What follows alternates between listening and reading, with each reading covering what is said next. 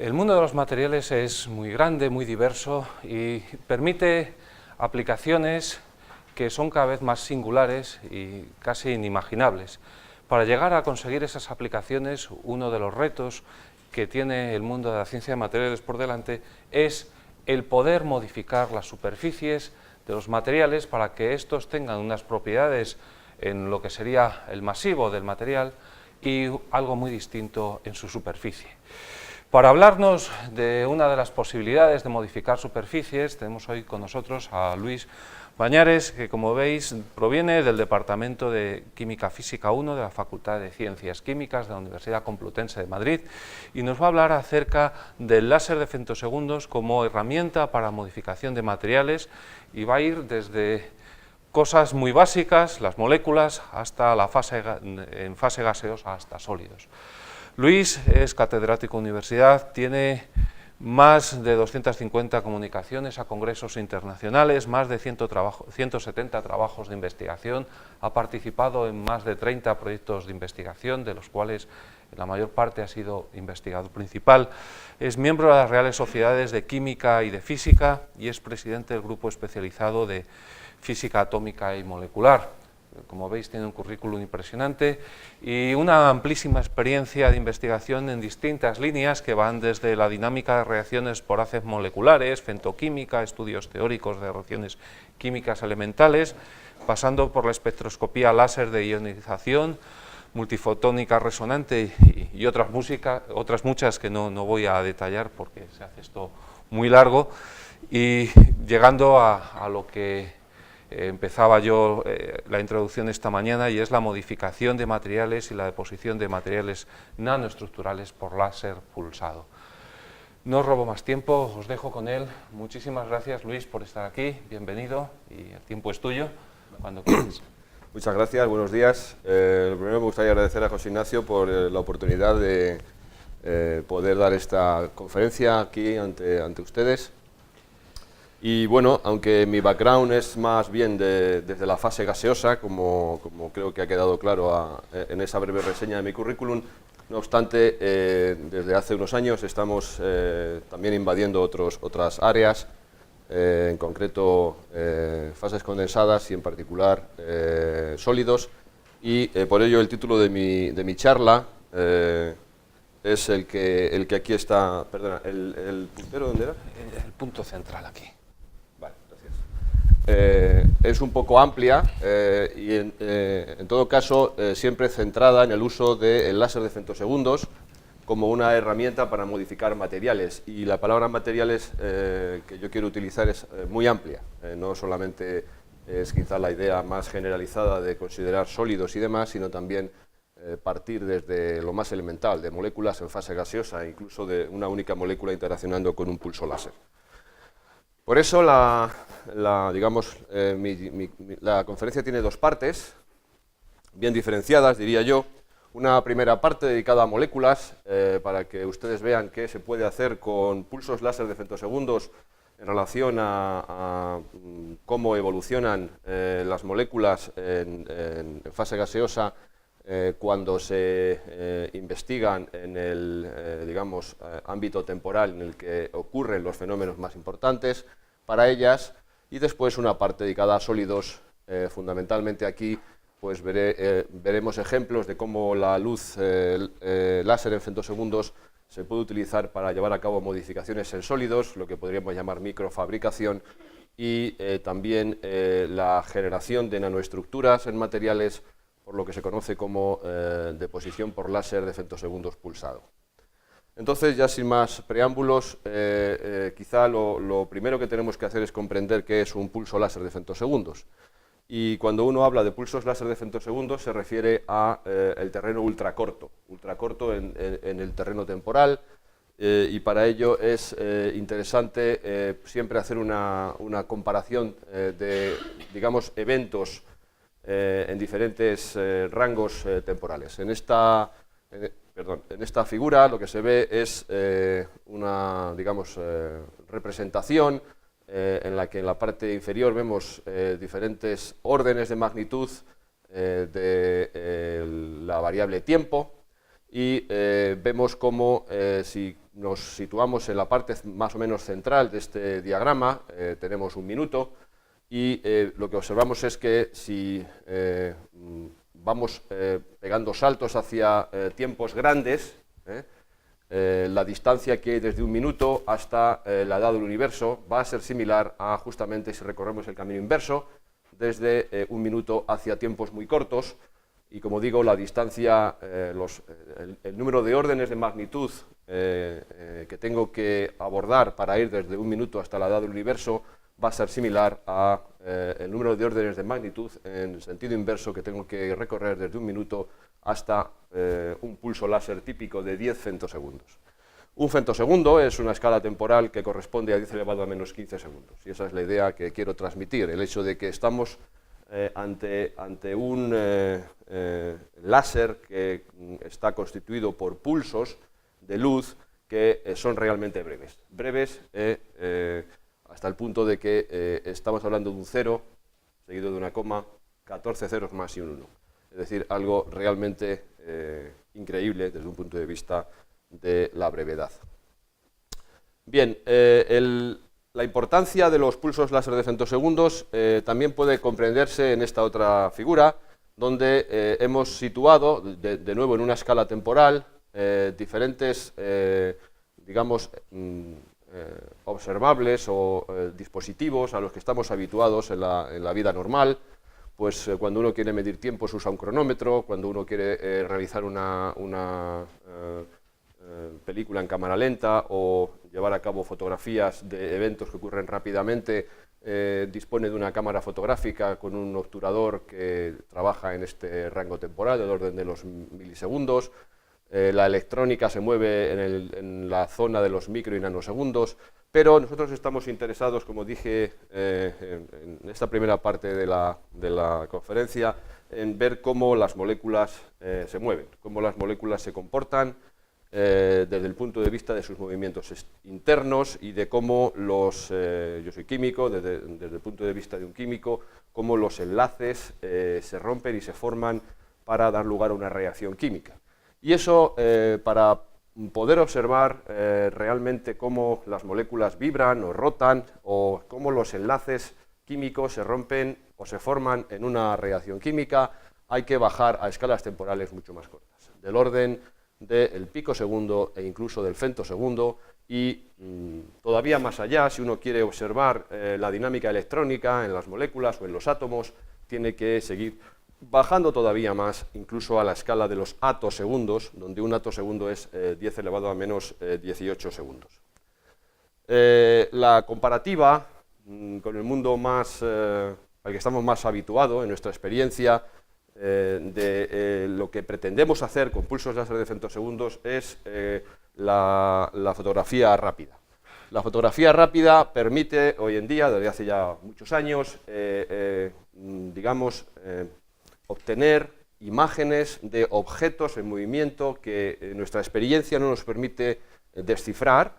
y que gracias a este dispositivo instrumental, que es una cámara fotográfica con un obturador suficientemente rápido, nos permite contemplar, por ejemplo, esta fotografía debida a Edgerton, realizada en 1964, en el que vemos cómo un proyectil atraviesa una manzana y justo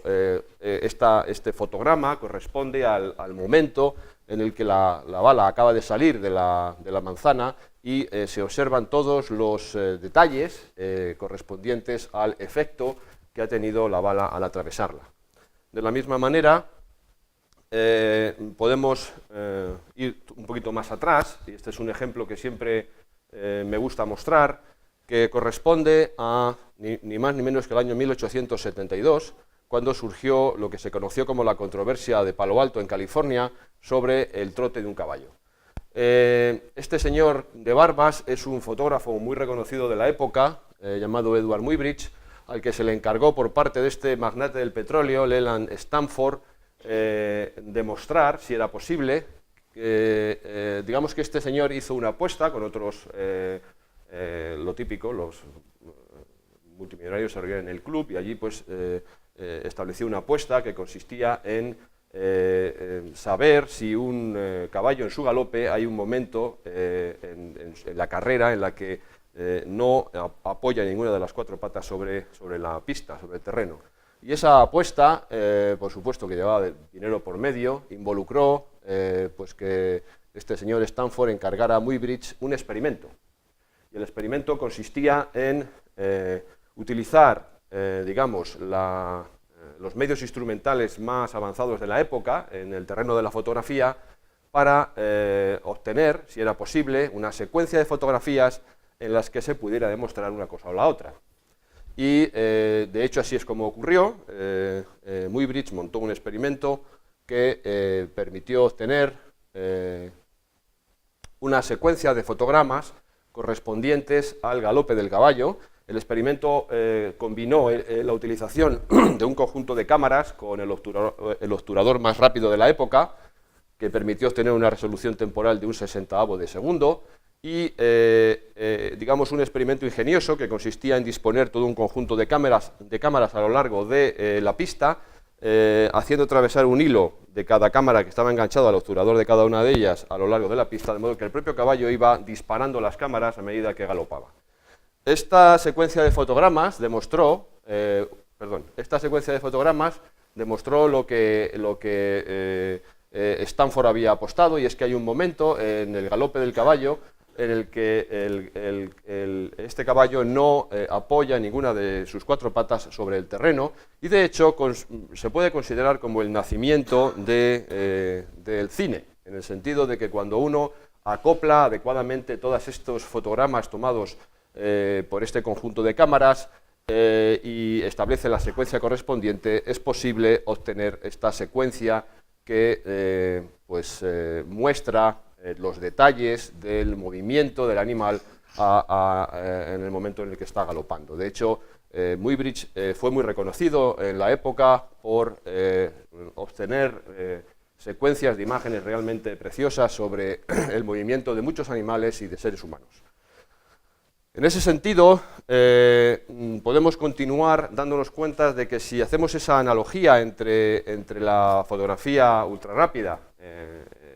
dentro de los márgenes que estamos hablando, y los pulsos láser de femtosegundos, nosotros lo que vamos a poder hacer es realmente alcanzar escalas temporales del femtosegundo por medio de técnicas ópticas. Es decir, los láseres de femtosegundos se basan en técnicas ópticas, lo que nos va a permitir obtener información sobre vibraciones y rotaciones moleculares, así como sobre la ruptura y formación de los enlaces químicos. Y si, sin embargo, queremos obtener información sobre el movimiento electrónico dentro de los átomos y de las moléculas, entonces es necesario bajar a todavía 3 órdenes de magnitud más, a la escala de los atosegundos. Y hay que decir que desde principios de este siglo, aproximadamente los años 2002-2003, se dispone ya de la tecnología adecuada para generar pulsos láser de atosegundos que van más allá de las tecnologías ópticas. Es decir, por medio de tecnologías ópticas, digamos, hay un límite que se muestra en esta figura, donde lo que se puede ver es cómo la anchura de pulso de los láseres desde su descubrimiento ha ido reduciéndose sistemáticamente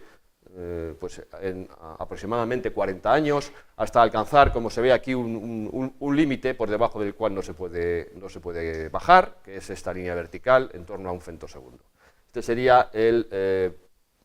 pulso láser de femtosegundos más corto producido por técnicas ópticas, de 4,5 femtosegundos, y aquí se observa una representación de cómo se puede conseguir en función de los años la velocidad de reducción del pulso o de los eventos que se quieren estudiar en electrónica, que evidentemente tiene una caída mucho más lenta frente a los métodos ópticos. Y los métodos ópticos, a su vez, han alcanzado una frontera, un límite, que es aproximadamente esta cantidad, 4,5 femtosegundos. Si uno quiere ir más allá, si uno quiere, digamos, obtener pulsos sub-femtosegundo, por debajo de la escala de los femtosegundos, entonces hay que recurrir a otras técnicas que no son ópticas, y fundamentalmente es necesario ir a longitudes de onda más cortas. El fenómeno que se utiliza hoy en día para generar pulsos por debajo del femtosegundo y por tanto ya en la escala de los atosegundos es la generación de armónicos altos en átomos y en moléculas, y esto implica básicamente que la zona de longitudes de onda o de frecuencias en las que nos movemos son las del ultravioleta de vacío y de los rayos X. Utilizando estas técnicas de generación de armónicos altos, de las que yo aquí no voy a hablar para nada porque se sale del ámbito del interés de esta conferencia, se han llegado a conseguir pulsos del orden de unos 130 atosegundos, reportados en la revista Science en el año 2003, y quizá este es el récord actual que existe a la hora de generar pulsos de luz lo más breve posible. Es decir, estamos hablando del orden de 130 atosegundos, que evidentemente nos lleva ya al ámbito del tiempo que utilizan los electrones en sus movimientos dentro de los átomos y las moléculas. Evidentemente esto supuso o tuvo una gran repercusión mediática, tanto en revistas de ciencia como también en periódicos, y por supuesto yo no voy aquí a hablar de atosegundos, porque el interés son los femtosegundos. ¿Y por qué el interés son los femtosegundos para un químico? Pues fundamentalmente porque, como he dicho, la dinámica electrónica dentro de los átomos y las moléculas ocurre, también en los sólidos, ocurre en la escala de los atosegundos. Sin embargo, en el mundo de la química estamos interesados en la dinámica nuclear, en cómo los núcleos se mueven, se redistribuyen, los enlaces químicos se rompen y se forman, las reacciones químicas en definitiva, y la escala temporal por excelencia en ese caso es la de los femtosegundos. De nuevo, la analogía entre la secuencia de fotogramas correspondientes al galope del caballo y cómo hoy en día es posible, gracias al empleo de pulsos láser de femtosegundos, es posible obtener, digamos, una secuencia de fotogramas que describe una reacción química en la que se rompen y se forman enlaces químicos. Y aquí se muestra un ejemplo publicado por Ahmed Zebail en la revista Investigación y Ciencia en el año 1990, en la que se hace la analogía entre el galope del caballo que antes he descrito y una reacción química en la que un átomo de hidrógeno ataca a una molécula de CO2, dando lugar a un intermedio de reacción que posteriormente se rompe en unos productos. Por tanto, aquí se rompen y se forman enlaces, y esto ocurre en tiempos extraordinariamente breves, en la escala de los femtosegundos. Para que quede claro cómo es esa dinámica de los átomos y las moléculas en fase gaseosa, aquí se muestra un cálculo teórico basado en una trayectoria que se denomina cuasiclásica, es decir, si uno dispone para un determinado sistema molecular de la superficie de energía potencial, entonces sobre esa superficie de energía potencial puede resolver la dinámica. Se puede hacer cuántica, se puede hacer clásica o cuasiclásica, y lo que yo quiero mostrar aquí, no sé cómo, le doy al intro.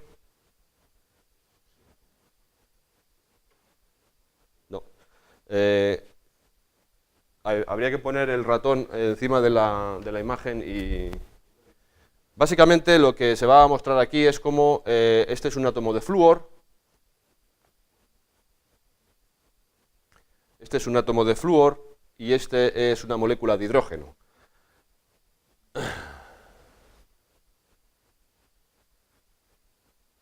Pues me temo que no.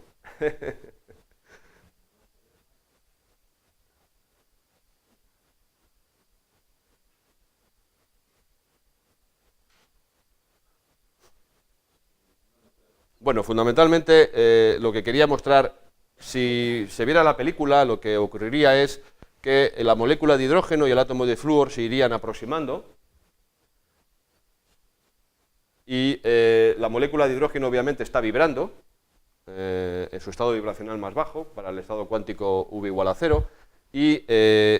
a medida que se lleva a cabo la aproximación, aquí se representan las distancias internucleares. Básicamente esta curva roja corresponde a la distancia internuclear entre los dos átomos de hidrógeno, y vemos que oscila, obviamente, porque la molécula está vibrando en torno a lo que se llaman los puntos externo e interno de la vibración, y lo que vemos es que la molécula vibra en principio sin ninguna perturbación, pero a medida que el átomo de flúor se va aproximando a la molécula, las otras distancias, esta curva negra y la curva azul representarían la distancia del átomo de flúor a un átomo de hidrógeno o al otro. Vemos que estas distancias van disminuyendo hasta que ocurre una fuerte interacción. Esa fuerte interacción está representada en este caso por esta mezcla en lo que se refiere a las distancias HH y FH, una de ellas, y vemos que esa interacción dura un cierto tiempo. Esto es lo que llamamos el tiempo de colisión en la escala de los femtosegundos, es decir, empieza por esta zona y termina por esta zona, es decir, aproximadamente unos 100 femtosegundos, y como consecuencia de esa interacción vemos que esta curva roja, que representaba la distancia hidrógeno-hidrógeno, empieza a aumentar, mientras que la distancia flúor-hidrógeno se mantiene constante, siempre con esta oscilación debida a la vibración. Esta curva de aquí, la película correspondiente, lo que muestra es cómo varía o cómo se produce la reacción química. Es decir, en esta reacción química el enlace HH se rompe y como consecuencia de esa ruptura, en toda esta zona de interacción se forma un nuevo enlace que es el flúor-hidrógeno. Entonces, lo que viene a demostrar esta película y este cálculo teórico es que para reacciones de tipo directo, las más rápidas posibles, la reacción ocurre en aproximadamente 100 femtosegundos. Por tanto, hay una relación directa entre la distancia en la escala de los Armstrong, que es la relevante para este tipo de eventos moleculares, y el tiempo, que es la escala de los femtosegundos. Esta representación demostraría que efectivamente las reacciones químicas, es decir, la ruptura y formación de los enlaces, ocurre en tan solo unas decenas o cientos de femtosegundos, y esto implica, lógicamente, que tengamos que definir cuál es la velocidad de nuestro obturador. Siguiendo con la analogía con la fotografía, necesitamos saber cuál es la velocidad del obturador. Y la velocidad del obturador que nosotros necesitamos, evidentemente, tiene que estar en el rango de los femtosegundos. Y aquí se muestra una fotografía, de nuevo, tomada con una cámara rápida, en la que, aunque se ve muy bien definido al bateador y al catcher, sin embargo la pelota está como movida. Esto quiere decir que, en este caso, si hubiéramos querido obtener una imagen todavía más precisa de la pelota no movida, sino justamente como vimos antes con la manzana y el proyectil, hubiéramos tenido que utilizar una velocidad del obturador algo más rápida todavía. Pues algo parecido pasa en el caso de que queramos estudiar una reacción química. Los cambios estructurales que se producen típicamente en una reacción química implican movimientos de los núcleos del orden de 10 Armstrong en total, y esto requiere una resolución espacial de alrededor de 0,1 Armstrong si yo quiero obtener la reacción, digamos, en forma de fotogramas nítidos. Y si hacemos una cuenta muy sencilla, teniendo en cuenta más o menos cuál es la velocidad de las moléculas en fase gaseosa, llegamos a la escala temporal requerida, y la escala temporal requerida está en las decenas o centenares de femtosegundos. Por ello, la herramienta fundamental necesaria es el láser de femtosegundos, que nos va a permitir entonces observar la ruptura y la formación de los enlaces químicos, puesto que estos eventos ocurren en la escala temporal de los femtosegundos, como así fue demostrado por Ahmed Zewail, que obtuvo el Premio Nobel de Química en el año 1999, precisamente como consecuencia de sus trabajos pioneros en la aplicación de los pulsos láser de femtosegundos al estudio de las reacciones químicas. Y la motivación de la academia se resume en esta frase: por sus estudios de los estados de transición, las especies transitorias en una reacción química, de las reacciones químicas, por medio de lo que en aquella época empezó por llamarse espectroscopía de femtosegundos, pero que hoy en día se conoce dentro de una nueva disciplina de la química como femtoquímica, y la palabra femto hace referencia precisamente a la escala temporal, no a la distancia, sino a la escala temporal, en este caso 10 elevado a menos 15 segundos. Bien, ¿cómo funciona un experimento de femtoquímica para poder observar el movimiento en tiempo real de las moléculas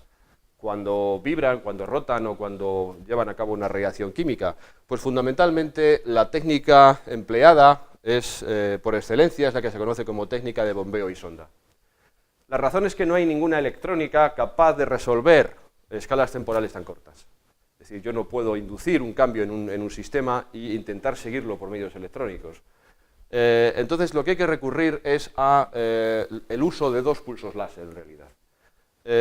Hablamos de un pulso láser de bombeo o de excitación que va a iniciar la reacción y que en esta representación lo que se muestra pues, es un sistema molecular constituido por una superficie de energía potencial en el estado fundamental, una superficie de energía potencial en el estado intermedio, que es donde va a ocurrir el cambio químico, y una superficie de energía potencial superior, de modo que lo que llamamos el láser de bombeo, que es este primero que aparece aquí, es un láser que va a iniciar la reacción generando un paquete de ondas, que es una superposición de estados cuánticos del sistema molecular en la superficie reactiva.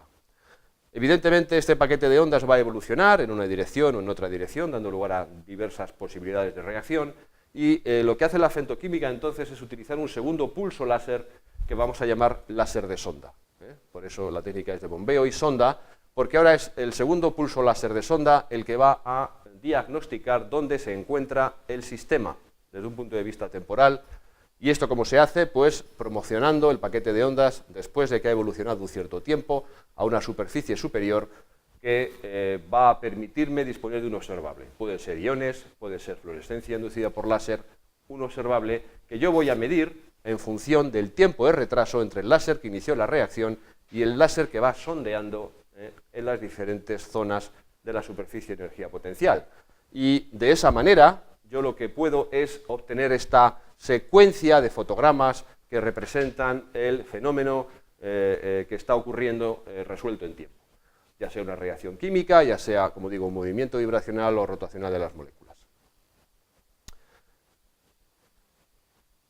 De esa forma, siempre, una vez que se puso a punto esta técnica, se ha hablado de lo que podría ser la cámara más rápida del mundo. Siempre, insisto, haciendo la analogía de que utilizando pulsos láser de femtosegundos en esquemas de bombeo y sonda, combinados con otros sistemas experimentales, como por ejemplo haces moleculares, donde yo voy a disponer de las moléculas viajando en el vacío sin colisionar entre ellas, pues de alguna manera dispongo de un instrumento que me va a permitir resolver en tiempo real el evento químico que está ocurriendo en esa molécula o en ese sistema molecular. Bien, ¿cómo funciona? Hemos dicho que hay que utilizar un pulso láser de bombeo y un pulso láser de sonda, pero ¿qué tipo de experimentos se pueden hacer en femtoquímica? Pues aquí se representa el caso de una fotodisociación molecular que va a ocurrir en esta superficie roja, que es perfectamente repulsiva. Es decir, si yo pongo moléculas en esta superficie, lo que va a ocurrir es que, como si fuera un tobogán, van a romperse, van a dar lugar a la ruptura de un enlace y a la formación de los fragmentos, y lo que yo quiero ver es qué puedo hacer con el experimento de femtoquímica que he comentado hace un momento. La idea es que yo produzco ese paquete de ondas inicialmente y este paquete de ondas evoluciona rápidamente y ahora, eligiendo adecuadamente la longitud de onda del láser de sonda para que excite una transición conocida de uno de los fragmentos, voy a poder obtener este tipo de respuesta temporal. Este tipo de respuesta temporal me va a permitir determinar esta delta de tau. Esta delta de tau no es otra cosa que el tiempo de reacción. Por eso, en este primer tipo de experimento, que se llama experimento de femtoquímica en resonancia, simple y llanamente porque estamos detectando un fragmento libre, y por tanto, hasta que este fragmento no es libre, no lo detecto, es lo que se llama cronometraje de la reacción. Pues bien, por medio de esta técnica es posible saber cuánto tarda un enlace químico en romperse. Y, de hecho, los experimentos pioneros de Zeebail, que condujeron al Premio Nobel de 1999, están perfectamente relacionados con el hecho de que yo puedo cronometrar una reacción química. Pero la femtoquímica va más allá y entonces lo que pretende, además, es ver si es capaz de detectar especies que no son todavía fragmentos libres, sino especies en tránsito, lo que en química se conoce como complejos activados o el estado de transición de la reacción. Y esto, en el caso de la femtoquímica, se consigue con experimentos fuera de resonancia, es decir, sintonizando fuera de resonancia, cambiando la longitud de onda del láser de sonda fuera de resonancia, es posible detectar especies que todavía no son fragmentos, y esto se muestra o aparece en este otro tipo de observables, donde, como puede verse, hay una caída rápida que está relacionada con el tiempo de vida de estas especies en tránsito, que obviamente son especies inestables y que tendrán un tiempo muy corto, siempre en el rango de las decenas de femtosegundos. Pues así es como funciona la femtoquímica y cómo se implementa la femtoquímica hoy en día en combinación con otras técnicas instrumentales. Pues os voy a explicar muy brevemente lo que hacemos en mi laboratorio para utilizar los láseres pulsados en femtosegundos y estudiar, digamos, lo que le ocurre a las moléculas en fase gaseosa y además cómo podemos manipular entonces esas moléculas en fase gaseosa utilizando la luz láser de femtosegundos. Y la técnica por excelencia que utilizamos es lo que se conoce cartografía de velocidades con imágenes de iones en la escala de femtosegundos.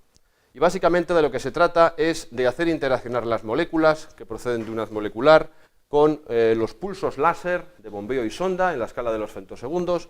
y cuyo retraso yo puedo cambiar a conveniencia en el laboratorio, de modo que el primer pulso láser inicia la reacción, bueno, por ejemplo una fotodisociación, la ruptura de un enlace, y el segundo pulso lo que va a hacer es diagnosticar el sistema en función del tiempo para obtener esa secuencia de fotogramas a las que hacíamos referencia. ¿Y cuál es mi observable aquí? ¿Cómo detecto para poder tener esa secuencia de fotogramas? Pues básicamente lo que hacemos es que el láser de sonda, este que se utiliza para detectar, va a ionizar las moléculas en la zona de interacción entre estas y los láseres, y esos iones son partículas cargadas que pueden ser extraídas por medio de un campo eléctrico utilizando un sistema muy simple de espectrometría de masas por tiempo de vuelo.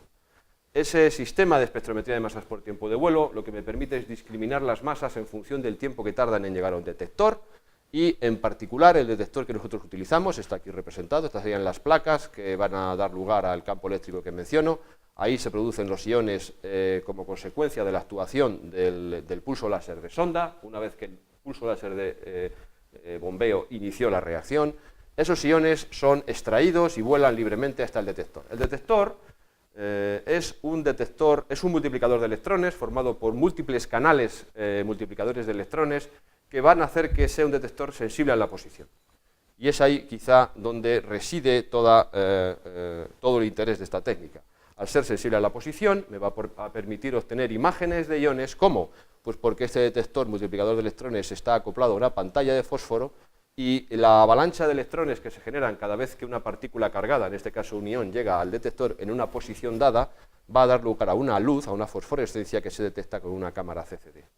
Esa imagen, que se ve aquí de forma más o menos esquemática y aquí también, recoge toda la información fundamental del proceso de fotodisociación que ocurrió en la zona de interacción cuando el láser de excitación inició el proceso, y la razón es que la distancia a la que aparecen los iones respecto del centro de la imagen va a estar directamente relacionada con la velocidad, con el vector velocidad de esos fragmentos cuando se produjeron en la zona de interacción. De modo que, fundamentalmente, lo que obtenemos en un experimento de este tipo, bueno, aquí simplemente mostrar una fotografía del laboratorio, esto sería la máquina de haces moleculares donde se generan el haz molecular de la molécula que se esté interesado. Aquí un conjunto de ópticas, en esta habitación es donde está el sistema láser de femtosegundos y aquí se generan los pulsos láser necesarios para llevar a cabo el experimento de bombeo y sonda y este sería el sistema láser. Es un sistema láser comercial que genera radiación a 800 nanómetros a una frecuencia de 1 kHz, en el mejor de los casos con 35 femtosegundos por pulso y una energía bastante grande de 3,5 milijulios por pulso. Es un láser que genera esta longitud de onda, pero para generar otras longitudes de onda tenemos diferentes posibilidades: generación de armónicos, utilización de amplificadores óptico-paramétricos. En general tenemos una gran sintonía en longitudes de onda, con diversos rangos de intensidad o de energía en cada longitud de onda, y como veis, una alta frecuencia de repetición en el sistema. El experimento, entonces, como hemos dicho antes, consiste en formar haces láser de bombeo y sonda. Aquí, en particular, se muestra cómo se utiliza el tercer armónico del láser fundamental, que es 266 nanómetros en ultravioleta, y radiación en ultravioleta generada en un amplificador óptico paramétrico en la región de 325 a 334 nanómetros. Esto es simplemente por conveniencia del sistema molecular que se quiera estudiar. Este fotón es el que se utiliza para excitar la molécula y estos son los que se utilizan para detectar los fragmentos, y todo ello se lleva a la máquina de haces moleculares, donde tenemos el espectrómetro de masas por tiempo de vuelo con el detector de imágenes. Y esta sería una válvula pulsada para generar los pulsos de gas de las moléculas. Lo que decía es que el tipo de información que se obtiene son imágenes de este tipo. En esta imagen que se muestra como ejemplo, pues aparecen varios anillos que además tienen carácter anisotrópico, es decir, tienen ciertas zonas del plano del detector donde aparecen con mayor profusión, y lo que decíamos es que en esta técnica de cartografía de velocidades realmente lo que ocurre es que la distancia desde el centro de la imagen hasta donde aparecen los iones, esta distancia es proporcional a la velocidad de los fragmentos, y el análisis de estas imágenes me permite obtener dos piezas fundamentales para comprender la dinámica de un proceso químico, en este caso de fotodisociación, en forma de la distribución de energía cinética de los fragmentos y en forma de la distribución angular. Es decir, yo obtengo la información completa sobre la distribución tridimensional en el espacio de los fragmentos producidos en el proceso de fotodisociación, y esta información angular y de velocidades permite obtener una valiosa información sobre el mecanismo del proceso. Simplemente a modo de ejemplo os muestro un sistema que hemos estudiado durante los últimos años en el laboratorio. Estamos todavía en la parte de moléculas. El yoduro de metilo es una molécula prototípica en el mundo de la dinámica de fotodisociación, fundamentalmente porque cuando la fotodisociación ocurre en la primera banda de absorción, que está aquí representada por estas tres curvas, ocurre a través de... es un proceso no adiabático. Es decir, cuando yo llevo a cabo la excitación por medio del láser de bombeo, la reacción es directa, es decir, ocurren superficies de energía potencial repulsivas, pero como consecuencia de la existencia de ese cruce no adiabático, hay dos canales fundamentales en la fotodisociación que producen fragmentos metilo y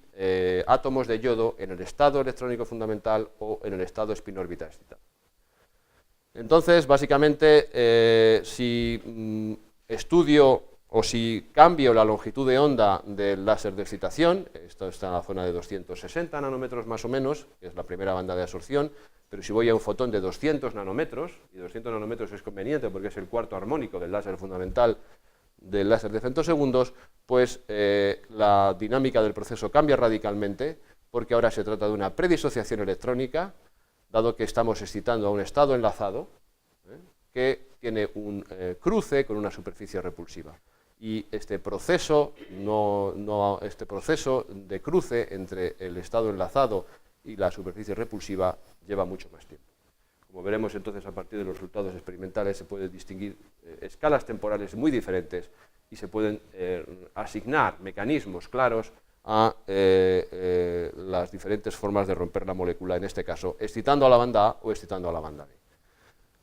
La idea del experimento ya lo hemos dicho antes, en este caso particular del yoduro de metilo, lo que hacemos es excitar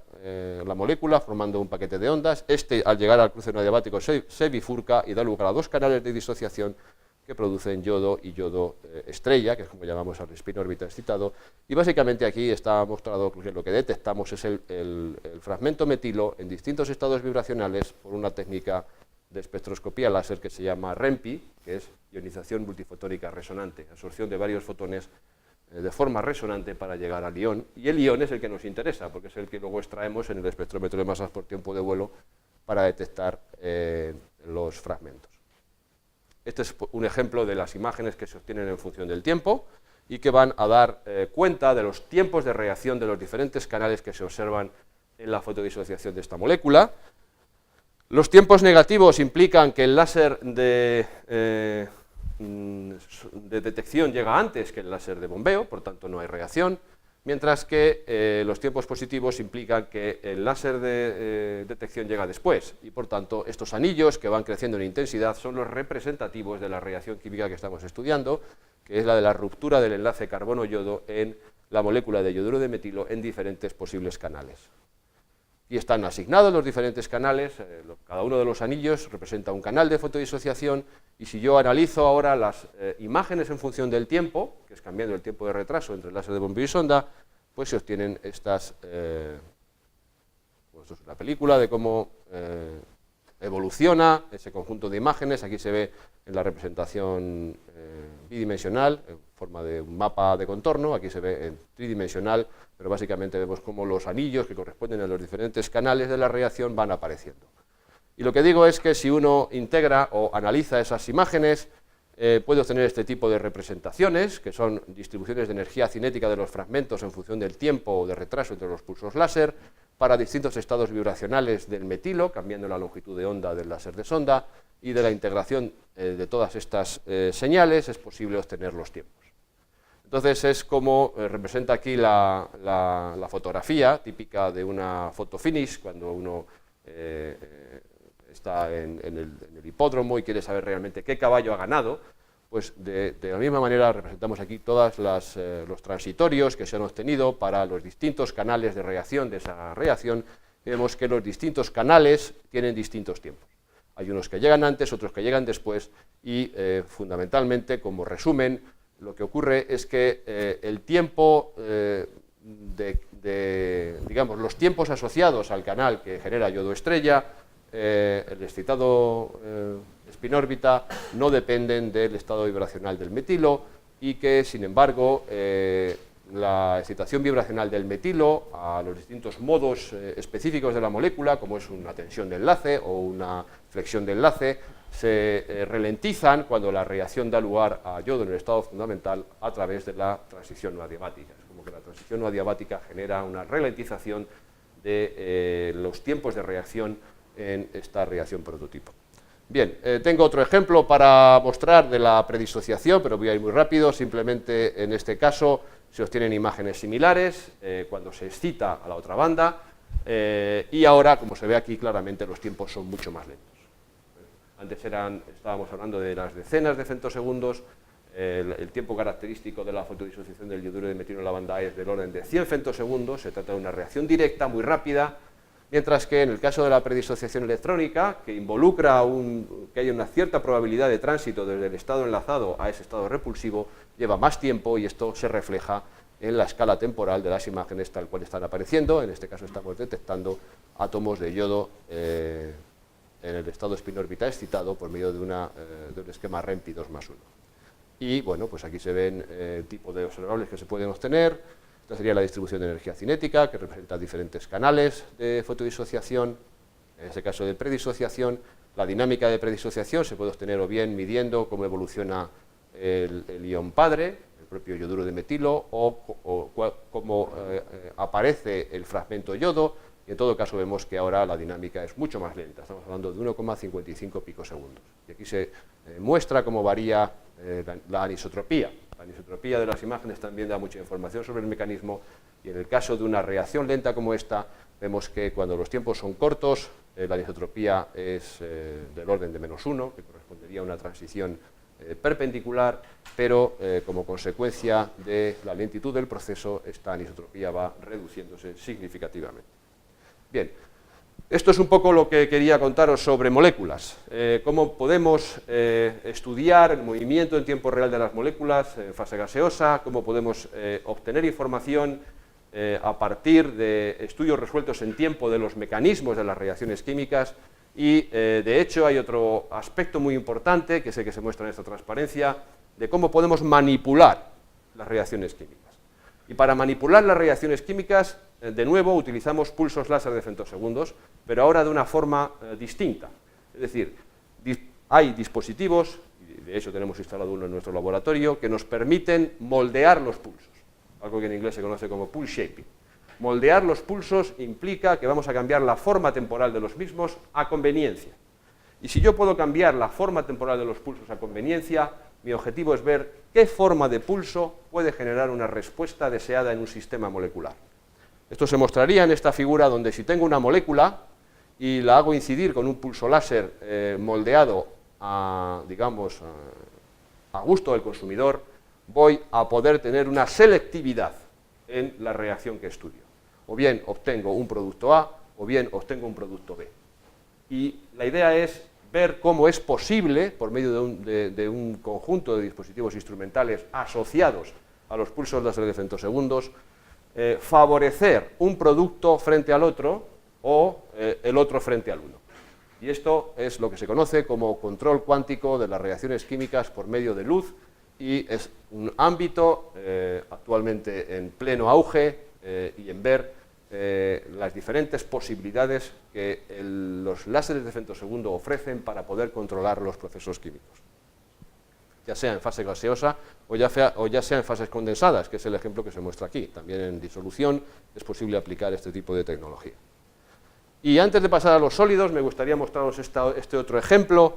que es lo que se conoce como microscopía electrónica en 4 dimensiones. Es, digamos, el ámbito de investigación en el que se mueve actualmente el Premio Nobel Ahmed-Zewail, y me gusta mostrarlo porque es algo realmente ilustrativo de cómo los pulsos láser de femtosegundos no solamente dan información sobre la evolución temporal de un sistema,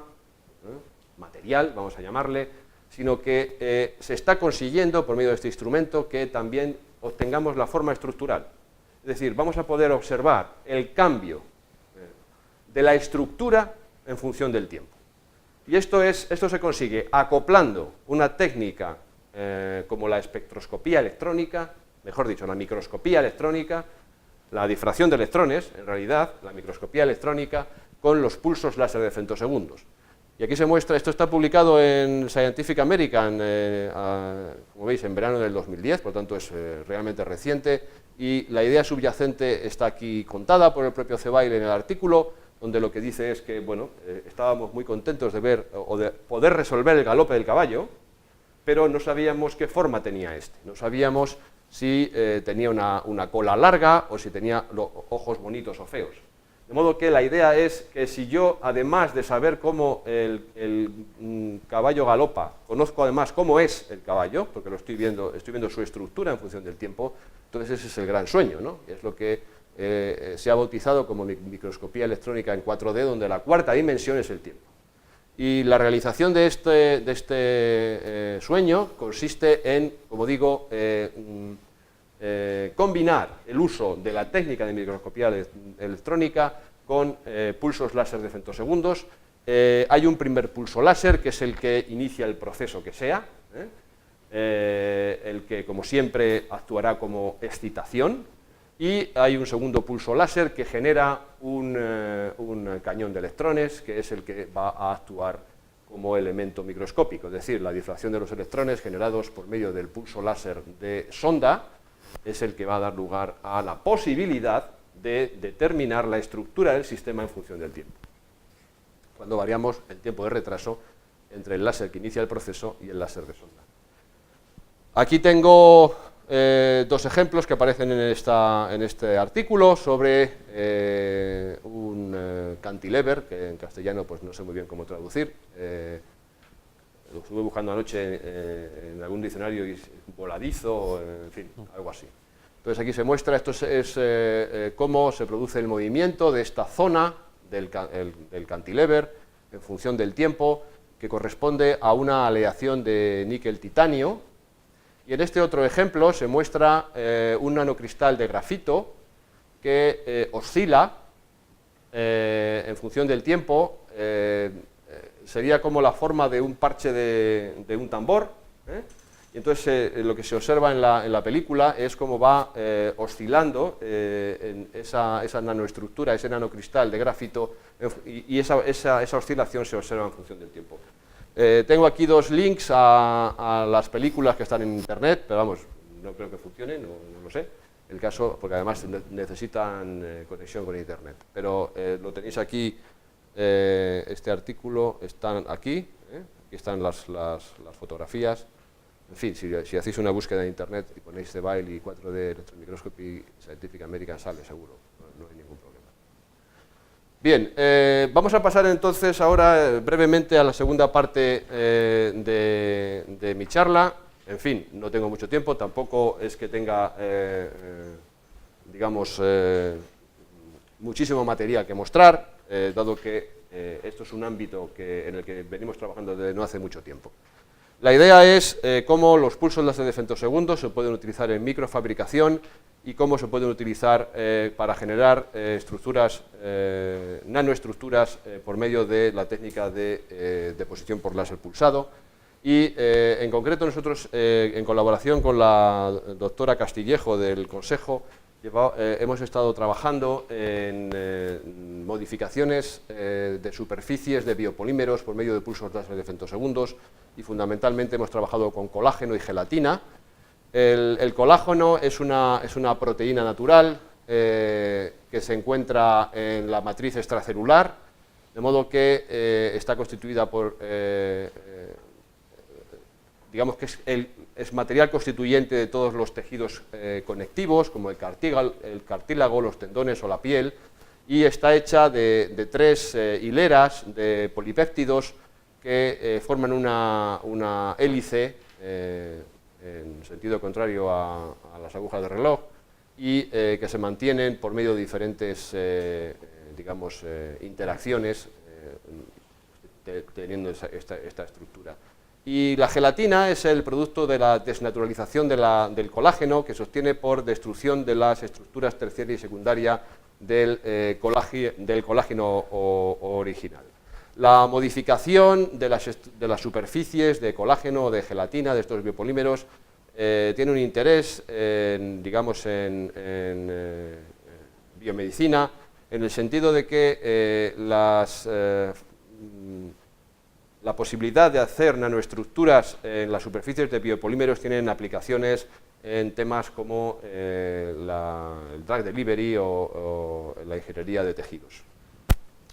Entonces, aquí se muestran algunos ejemplos de los experimentos que se llevaron a cabo y aquí se muestran para gelatina B225. Estos serían imágenes ESEM obtenidas por medio de pulsos láser de nanosegundos a diferentes longitudes de onda y en contraposición aquí tenemos los obtenidos por pulsos láser de femtosegundos. La principal diferencia entre los pulsos láser de nanosegundos y los de femtosegundos es que al ser los de nanosegundos mucho más largos temporalmente, va a haber efectos térmicos asociados a la interacción láser-materia, que en el caso de los pulsos láser de femtosegundos no van a estar, y como consecuencia de ello, lo que se observan, aquí se muestran por ejemplo otras imágenes de ESEM, tomadas con el láser de 800 nanómetros, 80 femtosegundos, para diferentes tipos de gelatinas, y lo que se observan son diferencias importantes en la morfología de la superficie, y las diferencias son muy claras cuando se utilizan pulsos de nanosegundos o pulsos de femtosegundos. En el caso de utilizar nanosegundos, pues se observan realmente cráteres y zonas fundidas, sobre todo cuando se utilizan longitudes del visible y del infrarrojo, mientras que en el caso de la utilización de pulsos láser de femtosegundos se obtienen lo que se llaman nanoespumados en todas las zonas, desde el ultravioleta hasta el infrarrojo, y digamos que el control de la modificación del material es muchísimo más potente cuando se utilizan pulsos láser de femtosegundos que cuando se utilizan láseres de nanosegundos. Y también se investigó la posibilidad de cambios químicos asociados con estas interacciones y se observó que había un incremento en los residuos de ditirosina en los materiales tratados. La idea es la posibilidad de usar estos pulsos láser de femtosegundos para crear y controlar nanoestructuras en gelatinas y otros biopolímeros. Aquí se muestra otro ejemplo donde está no solamente la gelatina, sino también el colágeno y las diferencias encontradas en cada caso. Y básicamente, ya para terminar, me gustaría mostrar algunos resultados sobre la técnica de deposición por láser utilizando pulsos láser de femtosegundos. La técnica de deposición por láser pulsado consiste un poco en lo que se ve en estas figuras. Se trata de, utilizando un target de un determinado material, producir ablación láser, y esa ablación láser va a dar lugar a la formación de depósitos en un blanco, y el interés es ver si es posible controlar el crecimiento de ese depósito con el fin de obtener estructuras lo más uniformes posibles y en el rango de las nanoestructuras. Aquí se muestran plumas de ablación producidas en un sustrato de sulfuro de cadmio, 800 nanómetros, y a 400 nanómetros, y bueno, tengo también aquí una película que no creo que funcione, donde se ve en tiempo real cómo se va generando esta pluma de ablación. Aquí se muestra cómo se determinan los umbrales de daño en los diferentes materiales, es decir, vamos generando diferentes daños en forma de estos agujeros en el material cuando cambiamos para una determinada condición focal del láser sobre el material, cuando cambiamos la intensidad, la fluencia del láser, y eso permite, entre otras cosas,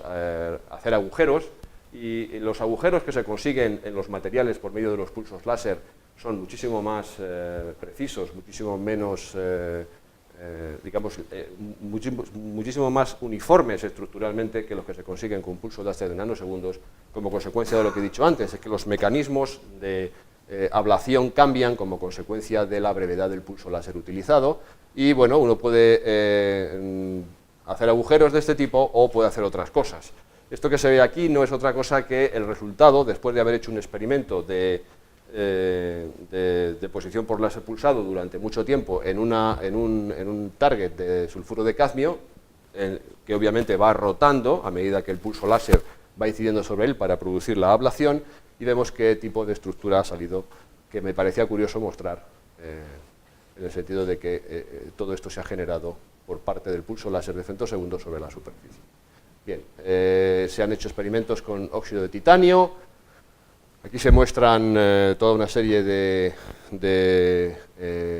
fotografías SEM en diferentes condiciones, longitud de onda, se han hecho experimentos a vacío, a temperatura ambiente, a temperatura mayor que el ambiente, y la idea subyacente era, primero, comparar estos resultados con lo que se obtienen con pulsos láser de nanosegundos, y segundo, ver cuáles son las condiciones idóneas cuando se trabaja con pulsos láser de femtosegundos para generar las estructuras, las nanoestructuras más uniformes posibles, sin que haya, pues, digamos, cuerpos con mayor entidad dentro de la película formada. Y el resultado, bueno, aquí se muestran los resultados de AFM, que nos sirven para, digamos, diagnosticar el crecimiento que hemos realizado, y los resultados se pueden mostrar aquí, donde esta es la distribución de partículas que se genera a diferentes longitudes de onda. Todos estos son resultados de femtosegundos y en diferentes condiciones, o bien a vacío, o bien en presencia de oxígeno, o bien a vacío pero calentando el blanco. Y la idea subyacente es que estos son nanómetros, por tanto la distribución de partículas más estrecha y más hacia la izquierda, que nos da digamos, el tamaño de grano más pequeño, se consigue precisamente cuando se utilizan pulsos láser de femtosegundos en el ultravioleta, trabajando a vacío y a temperatura ambiente. Experimentos similares se han llevado a cabo con sulfuro de cadmio, y aquí se muestran de nuevo pues toda una serie de fotografías SEM y de AFM que de nuevo permiten observar cómo es posible obtener las nanoestructuras más uniformes y con tamaño de partícula más pequeños cuando se utiliza el ultravioleta 266 nanómetros a temperatura ambiente. Y más cosas que estamos haciendo ya en colaboración con, por ejemplo, el profesor Pastor. Bueno, aquí muestro un dispositivo montado para hacer microfabricación, que nos permite además visualizar lo que estamos haciendo. No da tiempo a que os enseñe, digamos, en tiempo real, porque tampoco funciona, la película en la que vamos haciendo el corte, por ejemplo, un corte en acero, pero aquí se ven los resultados. Entonces estos son cortes realizados en láminas de acero de 100 micras, y en este caso simplemente se trataba de hacer un corte, un cuadrado, como está aquí representado, con 100 micras de lado, y esto es una vez efectuado el corte y dando un pequeño toque, se cae la parte interior y nos queda... Esto está sucio, pero luego una vez que se lleva a cabo la limpieza correspondiente queda perfectamente pulido. Aquí otro ejemplo. Y lo que se refiere a, que es lo que decía la colaboración con José Ignacio, la producción de entallas en diferentes materiales, como por ejemplo wolframio. Aquí se muestra, por ejemplo, una entalla producida, esto es una vista superior del material, y esta es una vista lateral. Todo esto producido con pulsos láser de femtosegundos a 800 nanómetros. Otros materiales, generar orificios, y aquí se muestra también cómo es posible utilizar pulsos láser de femtosegundos para llevar a cabo limpieza de superficies, en este caso de fiusílica, y digamos la generación de modificaciones estructurales en el fiusílica con el fin de generar nuevos materiales ópticos. Esta era otra película que no puedo mostrar, y ya simplemente para terminar, la lista de mis colaboradores en el grupo de investigación, que se reparten entre el Departamento de Química Física y el CAI de Espectroscopía Multifotónica y de Femtosegundo de la Complutense, y una fotografía donde Jesús González Izquierdo es el técnico del CAI y es el que pues ha llevado la mayor parte de estos experimentos relacionados con los sólidos, los ha llevado a cabo él. Pues muchas gracias. Muchísimas gracias, Luis, por esta amena charla y sobre todo por su extensión en cuanto a conceptos y cosas que nos has mostrado. Así que tenemos tiempo para alguna pregunta. Si alguien se anima, ¿no? Yo creo que les has dejado bastante patados con todo esto. Así, aquí tenemos una, le vamos a pasar el micrófono. Alfonso. Tengo una curiosidad. Un joven que desee trabajar con ustedes, ¿qué debe saber? Pues vamos a ver. Entiendo, claro, alguien que está con la ingeniería y la ciencia, Sí, sí. que va a estar empezando y se preguntase, bueno, yo para saber, usted me ha dejado muy bien impresionado, si quiero, luego puedo echarle con usted, pero un joven quisiera comenzar a trabajar con usted, y por ejemplo en este momento está en la universidad hasta ahora y tal, ¿qué debería estudiar o por qué debería de ocuparse para entrarle a este tipo de cosas? Bueno, si realmente hablamos del tema de las moléculas, la primera parte de mi charla, en la que evidentemente yo es en lo que más he trabajado durante muchos años, pues la formación que debe tener es un físico o un químico, una persona que haya hecho la licenciatura o el grado en física o en química y que evidentemente tenga inquietudes, porque lo que está claro es que en nuestros estudios actuales no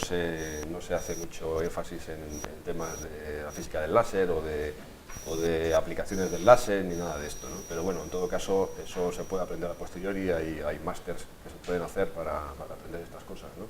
Entonces, en ese sentido, desde luego, en la parte de las moléculas sí que se requiere una persona que